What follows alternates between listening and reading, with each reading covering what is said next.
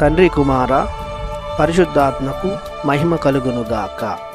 ఈనాటి జీవవాక్యం. బలాఢ్యులైన ప్రత్యర్థుల నుండి, మనలను ద్వేషించు విరోధుల నుండి ప్రభువు మనలను కాపాడును.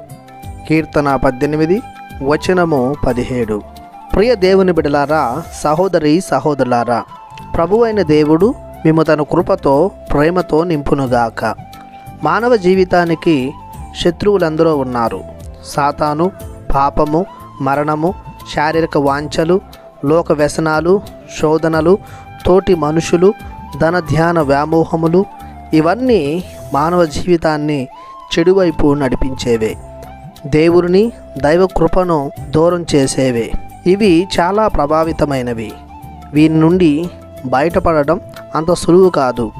ఇంకా మానవ ప్రయత్నాలు ఏమాత్రం సరిపోవు. ఇవి కాక తోటి మానవులే ఒకరి ఎదుగుదలను చూసి, బలాన్ని, ఆరోగ్యం, ఐశ్వర్యం చూసి, వారు తలపెట్టే క్రియలను చూసి, వారు పొందుకున్న విజయాలను చూసి ఈర్ష్య, ద్వేషాలను పెంచుకుంటారు, వారి పట్ల ప్రదర్శిస్తారు. అయినప్పటికీ వారికి ఎలాంటి హాని, కీడు సంభవించదు. ఎందుకంటే కొండంత దేవుడు కొండగా ఉన్నాడు.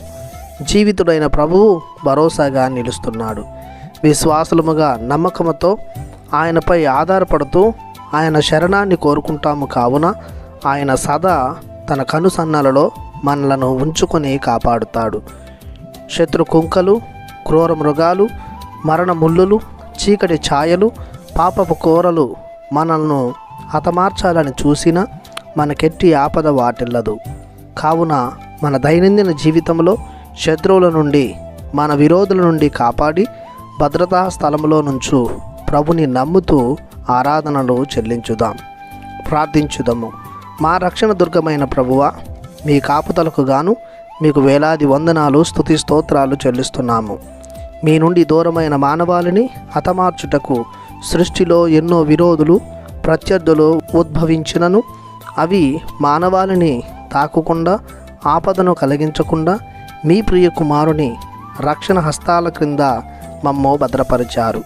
ఈ భద్రతను మాకు కలకాలం దయచేయమని యేసయ్య శక్తిగల నామములో ప్రార్థిస్తున్నాము తండ్రి. ఆమెన్. దేవుడు మిమ్ము దీవించునుగాక. ఆమెన్.